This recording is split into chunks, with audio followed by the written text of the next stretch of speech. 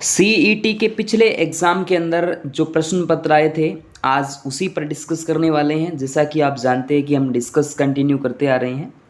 जो विद्यार्थी नए हैं चैनल से जुड़ जाएं, टेलीग्राम से जुड़ें, इसके अलावा फेसबुक पेज को फॉलो कर लीजिएगा। सीईटी की तैयारी यहाँ पर करवाई जा रही है। पहले भी मैंने एक वीडियो बनाया था, वो भी देख लीजिएगा। और आज इस वीडियो का दूसरा पार्ट जो है आपके सामने है और यहाँ से मैं स्टार्ट करने जा रहा हूँ। पहला प्रश्न आपके सामने है 32वां। इससे पहले मैंने करवा दिए थे, ठीक है। चलिए, रातानाडा हवाई अड्डा अपनी जो सेवाएं हैं वो उपलब्ध करवाता है। रातानाडा हवाई अड्डे की लोकेशन आपसे पूछी है, तो वो राजस्थान के अंदर कहाँ पर है? तो वो दोस्तों जोधपुर ज़िले के अंदर आ जाती है। करेक्ट आंसर जोधपुर रहेगा। उसके बाद जनगणना 2011 के अनुसार राजस्थान में जिस जिले में ग्रामीण लिंगानुपात सबसे कम है वह कौन सा है? ग्रामीण लिंगानुपात सबसे कम है, कम किसका है? तो कम तो दोस्तों आपके धौलपुर का है। करेक्ट आंसर 2011 की जनगणना के अनुसार। बहुत अच्छा प्रश्न था कि बिसलपुर बांध का निर्माण किस वर्ष पूर्ण हुआ था? जो बिसलपुर बांध है ना, उसका निर्माण किस वर्ष पूर्ण हुआ था? यह आपको पता होना चाहिए। 1999 के अंदर जो है इसका पूर्ण होता है। सीईटी एग्जाम के अंदर ये प्रश्न पूछ लिया गया। उसके बाद जल उपलब्धता के आधार पर कौन सा नदी बेसिन राजस्थान में द्वितीय स्थान पर है, दूसरा स्थान रखता है? तो दोस्तों वो आपका आ जाता है साबरमती। जो बेसिन है वो सबसे दूसरा सेकंड स्थान पर आ जाता है। चलिए, उसके बाद कथन 1 और कथन बी यानी सॉरी आर है, ए और आर दे रखे हैं। राजस्थान के दक्षिणी क्षेत्रों में सागवान के वृक्ष मिलते हैं। जी ठीक बात है ये तो। इसके बाद साबरमती, साबरमती बेसिन तो नहीं भाई, नहीं। पहले पर चंबल है, दूसरे पर बनास होगा। पहले पर चंबल होगा और दूसरे पर बनास होगा द्वितीय स्थान पर। तो यहाँ साबरमती थोड़ी होगा, यहाँ बनास बेसिन होगा। करेक्ट आंसर बनास रहेगा। इस चीज़ का थोड़ा ध्यान रखना, ठीक है। इसके बाद देखिएगा यहाँ पर जो हमारा ये वाला था ना, देखिएगा इसके अंदर राजस्थान के दक्षिणी क्षेत्रों में सागवान के वृक्ष जो है सर्वाधिक मिलती है। ठीक बात है, मिलते हैं सागवान के वृक्ष तो। उसके बाद सागवान अधिक सर्दी और पाला सहन कर पाता है। अधिक सर्दी और पाला, नहीं, ऐसा कुछ नहीं है। ये तो नहीं कर पाता। अधिक सर्दी तो फिर भी सहन नहीं कर पाए भाई, नहीं, गलत है कोई, ये कथन गलत होगा। अब अगर ए सही मानूं और आर गलत होगा, जी सी करेक्ट आंसर होगा आपका। 36 नंबर में अगर सी करते हैं कि ए सही है, आर गलत है, करेक्ट आर गलत हो जाएगा। चलिए अगला प्रश्न देखिएगा। राजस्थान के किस भाग में एंटीसोल्स मृदा जो है पाई जाती है? एंटीसोल्स मृदा जो है वो पाई जाती है। एंटीसोल्स मृदा यानी पश्चिमी भाग के अंदर देखने को मिल जाएगी। 37 का ए। उसके बाद देखिएगा कौन सा खनिज यानी खनन क्षेत्र सुमेलित नहीं है? सुमेलित नहीं पूछा है आपसे। डोलोमाइट, बाजला, काबरा, फ्लोराइट, मांडो की पाल, ठीक है। सीसा, जस्ता, रामपुरा, अंगुचा और रॉक फॉस्फेट जो है आपके बरोडिया नहीं है। बिल्कुल आपका 38 नंबर का डी करेक्ट रहेगा। उसके बाद आइए अगले प्रश्न पर, और ये बोलता है अगला, आकल कास्ट जीवाश्म उद्यान निम्न में से किस जिले में स्थित है? शानदार प्रश्न है दोस्तों। 39 नंबर का ए करेक्ट आंसर रहेगा। Jaisalmer is the correct answer है। उसके बाद गिरल लिंगलाइट ताप शक्ति परियोजना किस गांव में स्थित है? 40 नंबर का सी बाड़मेर के अंदर आ जाता है। गिरल बाड़मेर में, थुम्बली गांव के अंदर आ जाता है। इंपॉर्टेंट है, याद रखना, थुम्बली गांव के अंदर। उसके बाद बात करते हैं कोपेन के जलवायु वर्गीकरण के अनुसार डूंगरपुर और बांसवाड़ा जिलों में किस प्रकार की जलवायु पाई जाती है? 41 नंबर का डी। AW जो है, AW प्रकार की मृदा जो है वो पाई जाती है। डूंगरपुर बांसवाड़ा सबसे नीचे और BWHW रेगिस्तान वाली है और जयपुर के आसपास CWG है। राजस्थान के किस वृक्ष से कत्था निकाला जाता है? कत्था की बात करते हैं, खेर नाम का वृक्ष आपने सुना होगा, उसी से निकाला जाता है। उसके बाद निम्नलिखित में से कौन सा नदी संबंधित सुमेलित जिला आपसे नहीं पूछा है। याद रखना दोस्तों, इसके अंदर दाई डाई नदी है अजमेर से, ठीक बात है। बाणगंगा जयपुर, ठीक बात है। लेकिन कांकणी नदी मजदूरी जिसको जैसलमेर, और वात्रक ये बांसवाड़ा, ये थोड़ा सा नहीं है, सेट नहीं है, ये डी करेक्ट रहेगा इसका। उसके बाद राजस्थान में सोयाबीन उत्पादक प्रमुख क्षेत्र कौन से हैं। सोयाबीन उत्पादक जो प्रमुख क्षेत्र है दोस्तों, वो आपके हाड़ौती क्षेत्र आ जाता है। कोटा, बूंदी, बारां, झालावाड़ की बात कर ली जाएगी।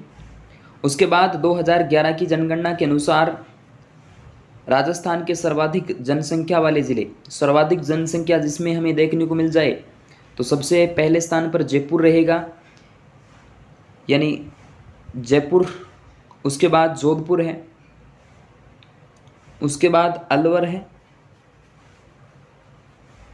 और उसके बाद नागौर है। तो करेक्ट आंसर ए रहेगा बिल्कुल। अवरोही क्रम इनका सेट करना है। उसके बाद राजस्थान के ऑयल रिफाइनरी की स्थापना कहाँ की जा रही है। राजस्थान में ऑयल रिफाइनरी जो है वो राजस्थान के बाड़मेर ज़िले में आ जाएगी, इम्पोर्टेंट है। उसके बाद विधानसभा चुनाव में अस्पष्ट बहुमत के कारण राजस्थान में राष्ट्रपति शासन कब लगाया गया। अच्छा प्रश्न है दोस्तों। राजस्थान में जो राष्ट्रपति शासन है वो कब लगाया जाता है।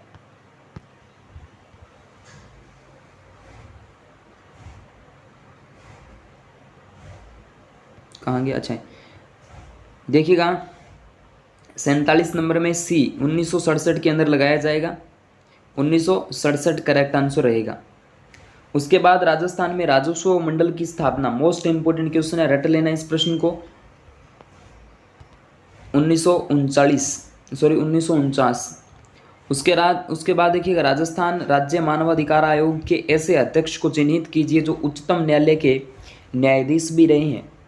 उच्चतम न्यायालय के न्यायाधीश भी रहे हैं। 49 नंबर का जो करेक्ट आंसर है सैयद सगीर अहमद का नाम यहाँ से लिया जाएगा। ओके, चलिए अगला प्रश्न।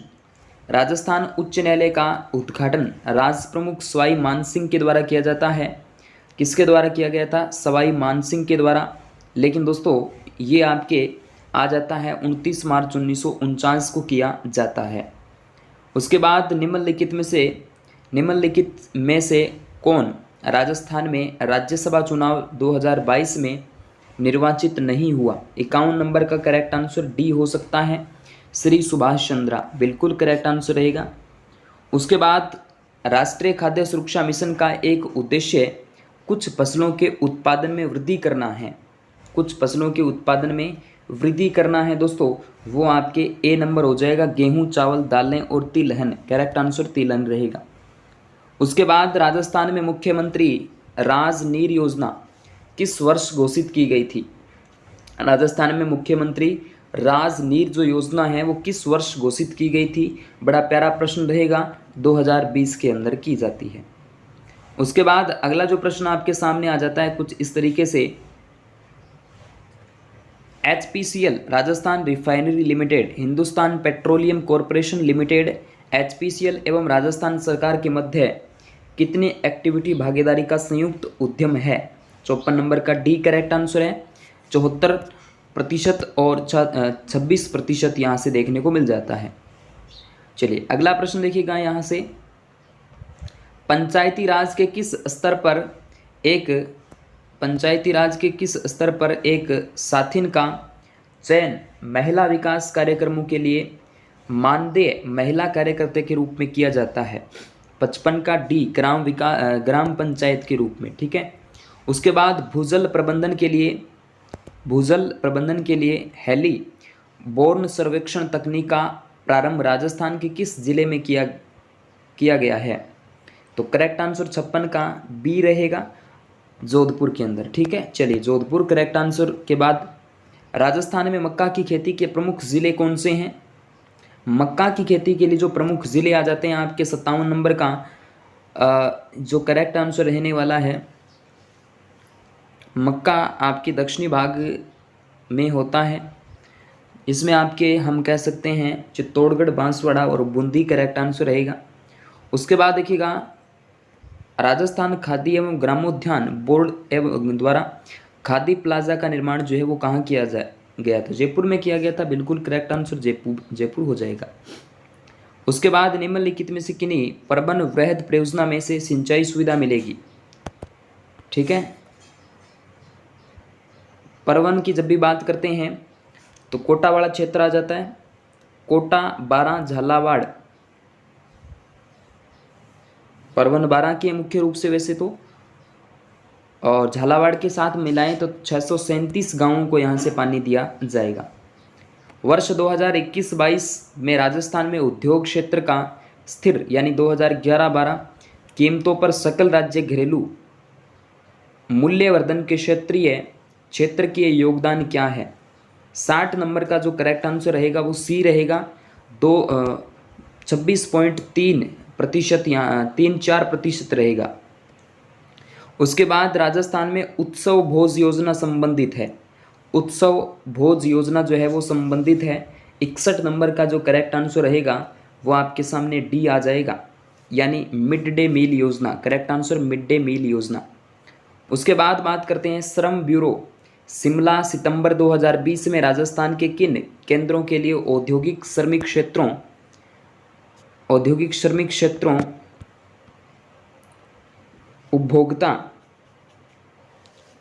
उपभोक्ता मूल्यांकन सूचकांक आधार जो वर्ष था वो 2016 था, जारी किया जाता है? तो 62 नंबर का जो करेक्ट आंसर आपका आ जाता है अलवर, भीलवाड़ा और जयपुर, यहाँ से करेक्ट रहेगा। चलिए अगला प्रश्न देखिएगा। अंतर्राष्ट्रीय महिला दिवस 2022 पर नारी शक्ति पुरस्कार से निम्नलिखित में से किसे सम्मानित किया गया? 63 नंबर का बतुल बेगम का नाम आपने सुना ही होगा, करेक्ट आंसर रहेगा। चलिए उसके बाद पद्म पुरस्कार 2022 के अधोलिखित प्राप्तकर्ताओं में कौन से राजस्थान से संबंधित है? 64 नंबर का सी चंद्र प्रकाश द्विवेदी। उसके बाद बात करते हैं जनवरी 2022 को केंद्र सरकार की पीएम वाणी योजना का शुभारंभ राजस्थान के किस जिले में किया गया? शानदार प्रश्न है, डी करेक्ट आंसर रहेगा, डी। चलिएगा ठीक है, प्रतापगढ़। चलिए इसके बाद जो अगले हमारे प्रश्न हैं बात करेंगे हम अगली वीडियो के।